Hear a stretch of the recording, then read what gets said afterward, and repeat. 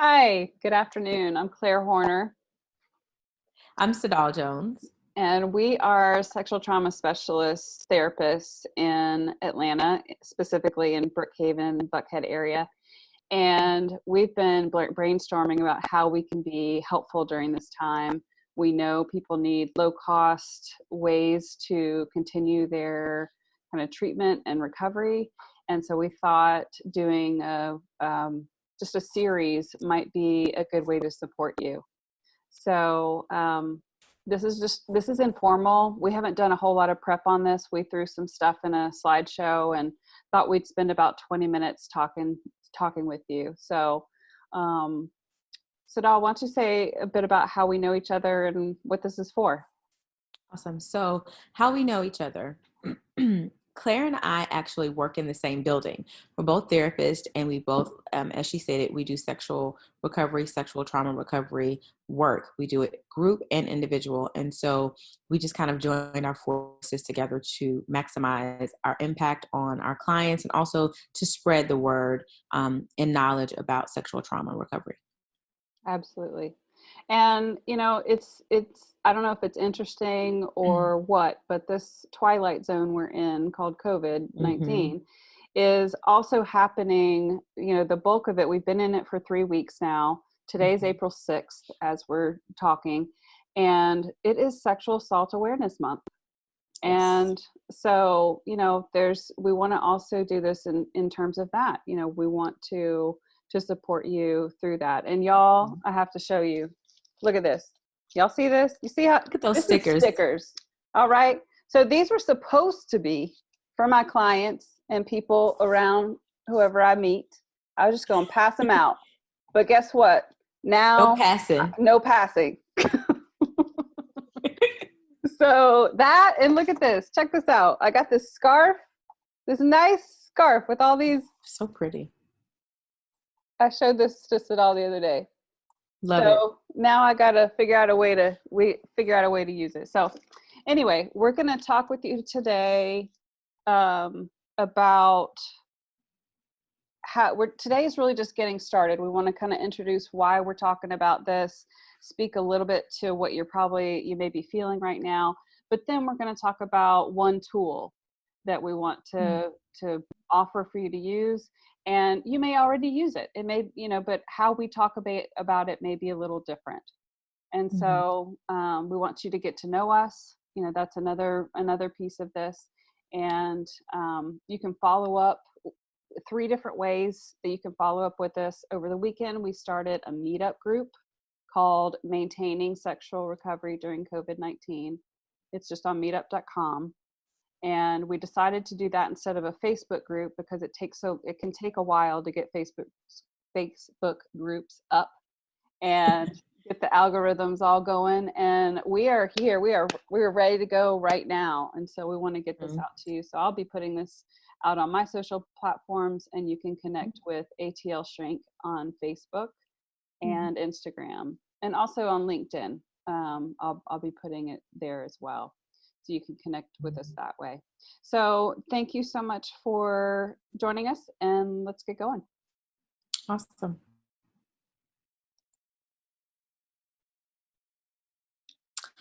All right, so I'll take this one. So what we want to do, as Claire stated, is the goal here is really to provide some basic knowledge, information, and also a tool.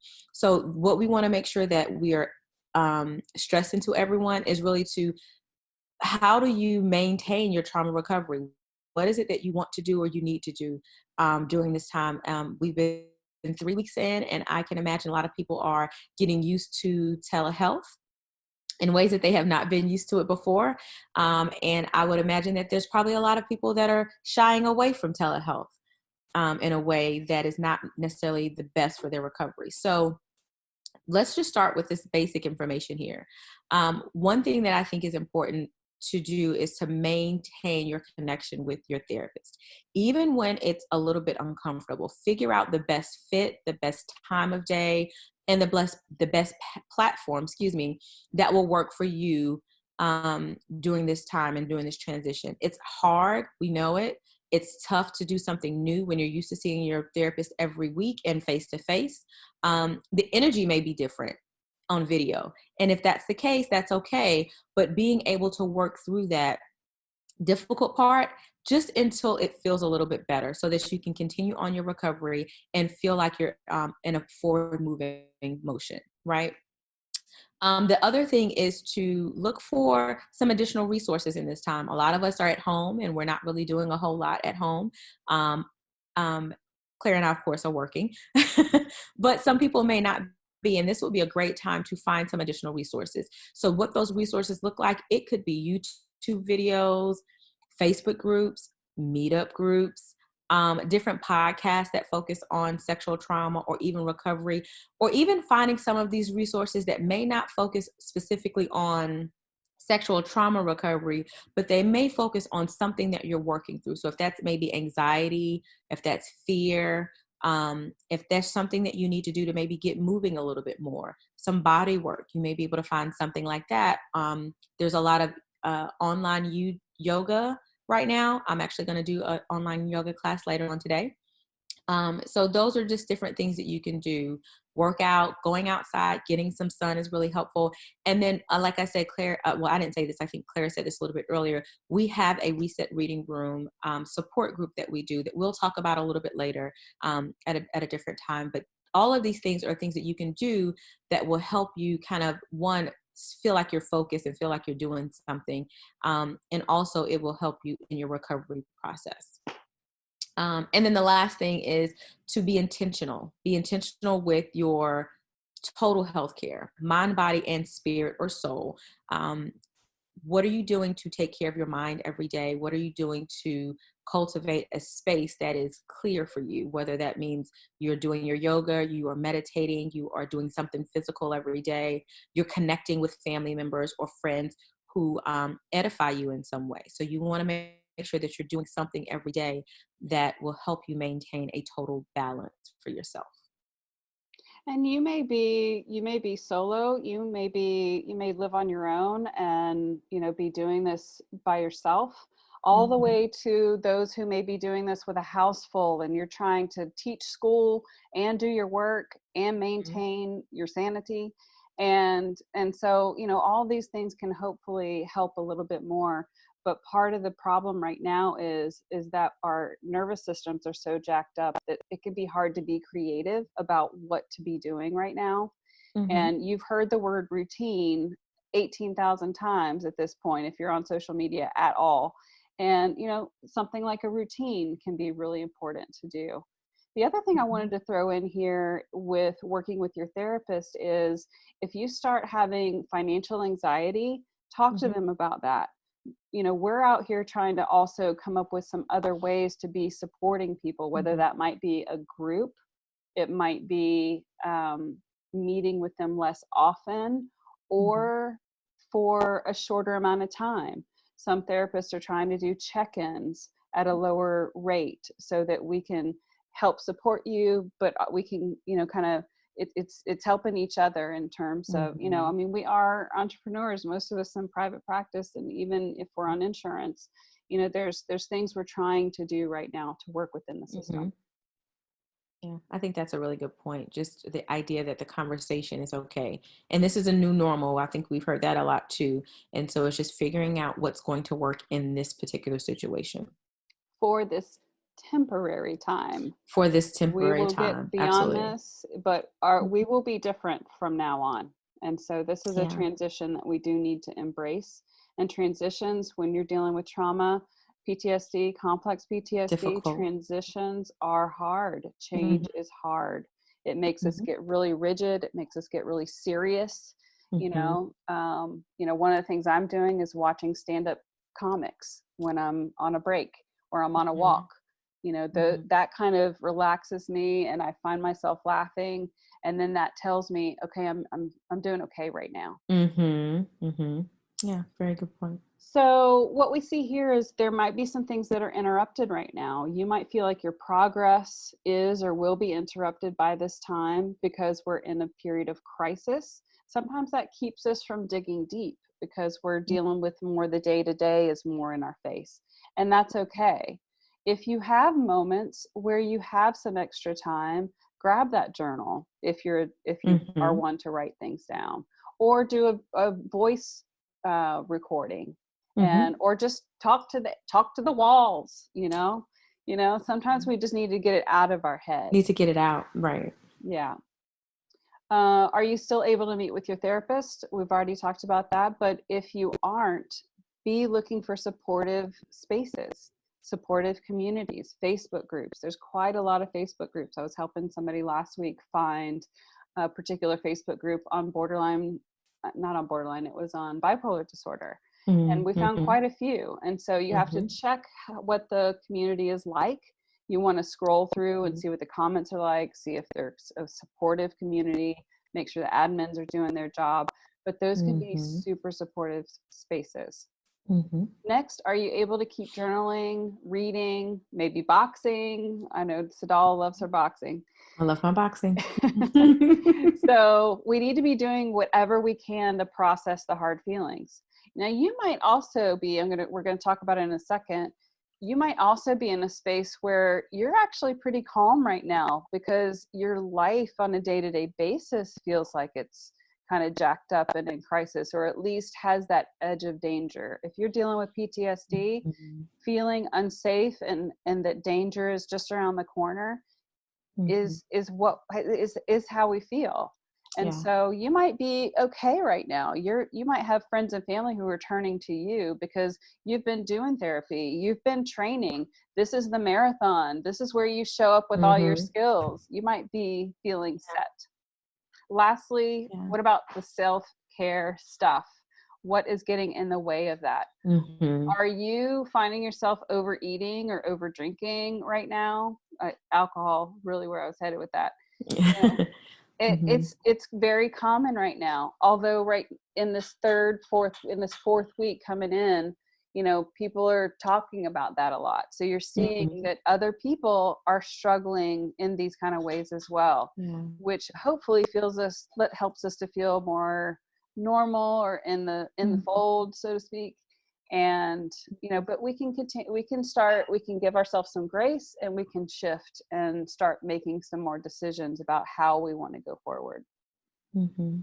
I think the key here too is to know that all of these thoughts and feelings are common, and you're not by yourself. I think that's the biggest piece, that if you're thinking this, you're feeling this, there are other people that are also feeling this, that are also going through some of the same stuff, which is why this particular video is important, and this type of platform is important to provide you with the knowledge and support that you need so that you do feel like I'm not in this alone. Absolutely. So when we are going through, trauma recovery, these things that are listed here are the things that we tend to feel. And you might be hearing right now that other people in your world that they're now feeling these things. Mm-hmm. And so you might be in a place where, it says at the bottom, welcome to my world. Now you know how I feel. Like you might be feeling that right now, that everybody who has told you to calm down or get over it, or why are you still holding on to that? You've been in Mm-hmm. therapy for years, all these things Mm-hmm. that people say. Now they are feeling the intensity, the Mm-hmm. lack of safety. They're finding themselves on the edge of panic. What about, what about finances? What about my kids? Why didn't I take care of this, that, or the other? Mm-hmm. And so these are some of these things, these are things that you've probably felt or were feeling, are feeling. And now what we're hearing from our clients that don't have PTSD or aren't recovering from trauma are these same similar things. So we just kind of wanted you to know that, that people are actually understanding where trauma folks have been Yeah. for all this time. And you might find some compassion and empathy raising with some of your friends and family. Mm-hmm. Very true. Yeah. All right. So let's get into the tool. So you I'm going to take us off the screen so you don't have us popping in and out of there. Let's see. SaDohl, can you introduce just the SUD scale itself? Because y'all might know about this already for sure. Absolutely. So the SUD scale is something that we use to basically identify our feelings. This is how we feel. This is something that we use to help clients, I'll say, identify feelings. You want to know what you're feeling, how it starts, giving some sort of descriptor to what those feelings are. And then also, how do you get out of those feelings? How do I back up from those feelings when I'm feeling super anxious? What is something, what's a way for me to describe that anxious feeling? And so that's what we're going to use the SUD scale for. The main thing is knowing that this scale is not just used in office. A lot of you are doing phone sessions. A lot of you are doing video sessions, kind of like what Claire and I today. And even when you're in these environments or in these settings, I think it's important to understand what you're feeling and understand it in a way that's common and not so wordy, not so therapeutic. I think that's also key. Yeah.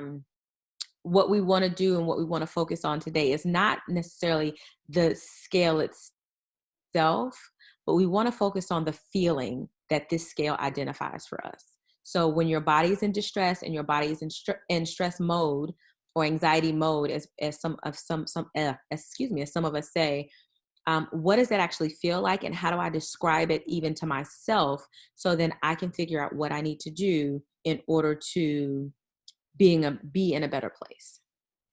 Absolutely. And it's a scale that's 0 to 10, and 0 being, which is what we're going to do. We're going to go through each of the numbers, because I think that's missing a lot of times. So your therapist or somebody might ask you 0 to 10, how do you feel? 0 being great, 10 being awful.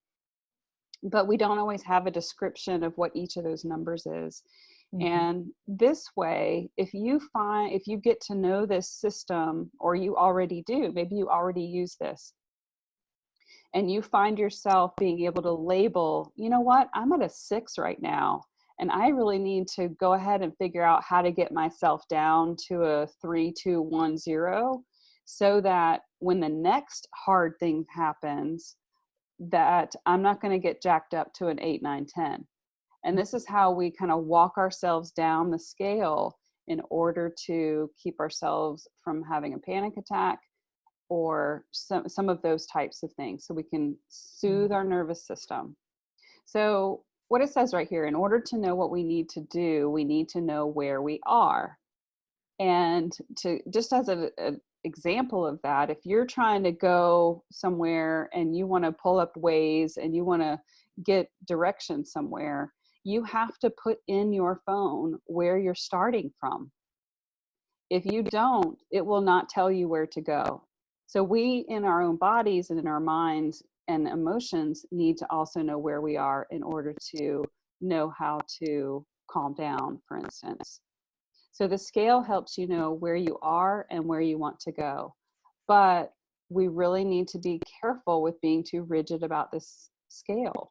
If you're stressing about finding your number, that's defeating the purpose. So we're going to talk about it a little bit in general terms. So be easy and flexible with the numbers here. We just want to give you a sense of the scale itself so that you can find your number at any given time and then walk yourself down the scale to closer to a 0.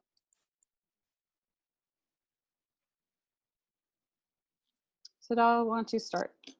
So here we are at the beginning of the scale, 0 to 1. As you can see from that lovely happy face there, this is where I feel pretty good. I'm chilling.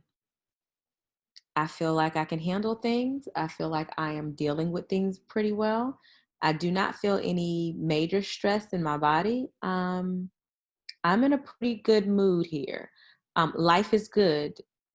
Feeling pretty relaxed here. So this is kind of the bottom or base of when you're trying to walk yourself down. This is what you want to get towards. You may not necessarily get exactly to 0 where everything is zen, but you will feel in this space, you will feel a little bit calmer, a little bit more relaxed, and feel like you're able to deal with the things that are happening around you. Absolutely. So, you can know that this is generally the chill space. So if you can't grab the number, you can say, well, I'm definitely in that chill space. So I'm good. The next category, I just kind of put this as, like I think something's going on here. I think I'm starting to feel a little twinge of something. So the space is 2, 3, 4. And so this is where you're starting to feel off. You're starting to say, what is that? There's something in the background that's starting to nudge at me. Something isn't quite right. And so you might look at these descriptions of 2, 3, 4. You might be a little bit upset. You might be mildly upset.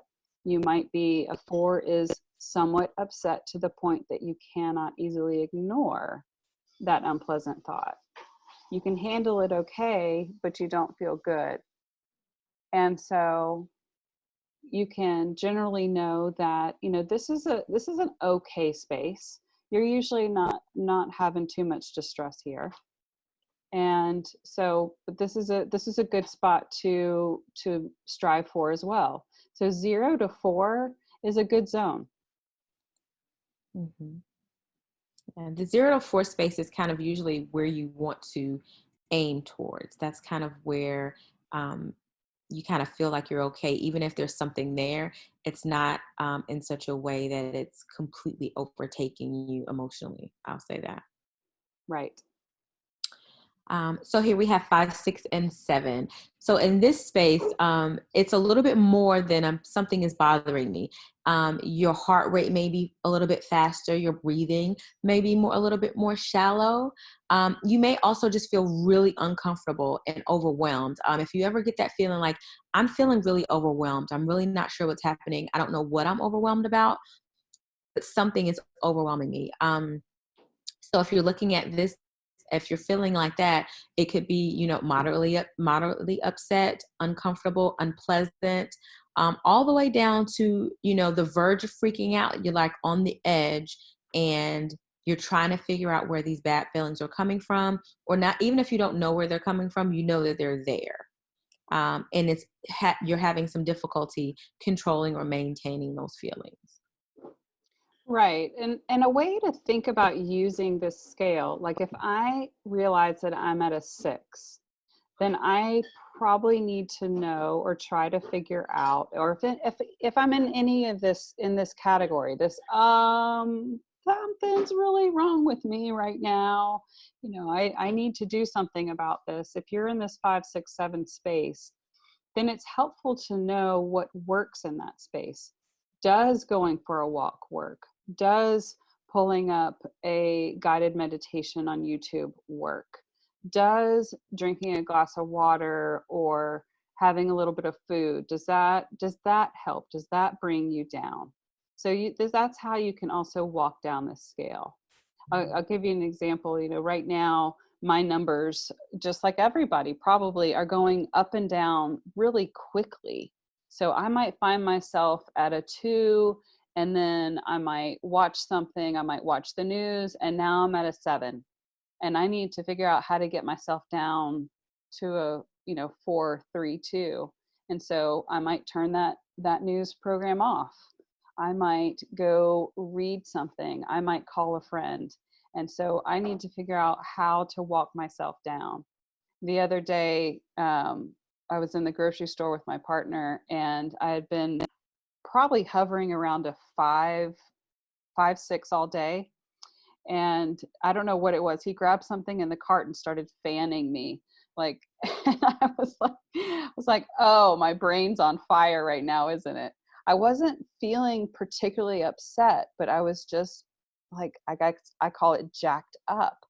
And so I needed to laugh with him, honestly, for a second. And that actually brought me down a number or 2.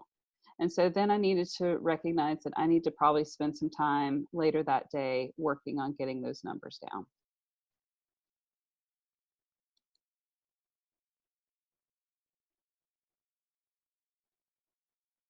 So here we are at an 8, 9, 10, which is the help category. SaDohl, you want to say something around here? I was actually going to tell you because you gave a really good example of my brain's on fire. Mm, And I thought that was a really good idea, a good way to sometimes when we need help, someone else may be able to recognize that we need it even before we are. And so I thought that was a good example of like, I'm somewhere that is where I do need help and I may not even know it, but someone around me may be able to see me spiraling. Um, and so it's helpful to have those people around you. right. So when we're looking at the 8, 9, and 10, this is definitely the height of our stress. This is the height of the feeling. I love the idea of the visual part of like my brain being on fire, because I think that is a clear indication that you do need to calm down in some way, or you do need to take a deep breath in some way and meditate, take a walk, whatever that looks like. So here we have no one understands me. Will it be like this forever? That feeling like I am the only one that feels like this and I'm going to feel like this forever. That feeling can be very, very frustrating and very discouraging, I would say too. Terrifying sometimes. Yeah, terrifying. Absolutely. And then when we get to 10, it's like, I can't do this anymore. I can't think about how to step down. I can't think about what needs to happen in this moment. Everything that's happening is outside of my control. Just feeling extremely overwhelmed and not having the ability in that moment to deal with it or to handle it, or not even wanting to, just being exhausted from the thought of dealing with whatever is going on in that moment. And I think it's important to realize that when we get to this point, it may be where we have to even ask for help or allow ourselves to accept help from someone else, because clearly we're in a space where we're not really feeling very together. Um, yeah, just that feeling of feeling desperate. I think freaking out, feeling I always think when clients are in this point, or even when I'm in this space, I'm just exhausted. I'm Mm, emotionally exhausted. That descriptor, I'm emotionally exhausted, and I don't have anything else to give in this moment. And then where do I go from here? And something that Claire, you mentioned a second ago, I think is important too, is when you do get to this point, what happens? Do I reach out? Do I take a deep breath? Do I take a nap so that I can maybe recalibrate my brain a little bit? yes. Um, do I go for a walk to kind of clear my mind? Do I listen to music? Do I take a shower just to kind of regroup? What are the things that I need to do that helps recalibrate my brain? Because really, when you get to this point, it is a matter of recalibrating ourselves. Recalibrating our brain then helps us recalibrate our emotion and our behavior. And so when we get to this point, it definitely is important to figure out, I need to take a minute. I need to take a Right. minute to do something different. And SaDohl, it just popped in my mind something that I often suggest to people, and it could be useful. It depends on the person at what point in the scale it could be useful. But sometimes doing deep breaths, if trauma is if you're in the trauma response, taking deep breaths can actually be scary, and Mm, it mm-hmm, that's it's something that we certainly do need, and we would like to get to a place where taking deep breaths is relaxing and relaxing mm-hmm, to our body and nervous system, but mm-hmm. sometimes for some people it's not. And so one thing I like to suggest to people is actually blowing bubbles, like getting Oh, the old school kid bubbles at Target or wherever right now. And you have to take a deep breath in order to blow through the wand in order to get a good amount of bubbles going. And so it's one of those things that it kind of tricks you into breathing deeply. And so I often suggest people, especially if breath work is difficult, to carry some bubbles around with you, even those little, those wedding sized mm-hmm, little guys. mm-hmm. I know some people who have bubbles in their bags, or with them in their cars or whatever, and that's just maybe a side tool that could help with Mm-hmm. calming things down. Absolutely. I love that idea, the bubbles. Mm-hmm. Because it has the same effect. It has a very similar effect, right? Right, right. Mm-hmm. Mm-hmm. So we hope this has been helpful to you. This is hopefully information that it may not be new to you. And we're not calling this rocket science in terms of, you may have heard these things from your therapist or, Mm-hmm. that kind of thing over time, but reinforcing these ideas right now is pretty important. And Mm-hmm. we're glad to be here to support you. We are doing telehealth. This is not a time where we're doing this in order to call for new clients and that kind of thing. But we do want you to know that we're out here and we are doing these things. Right. So, and social media is a free way for us to also be helping you. So I don't know what platform you're on today. I'm going to be posting it on LinkedIn, Instagram, and Facebook in some kind of fashion.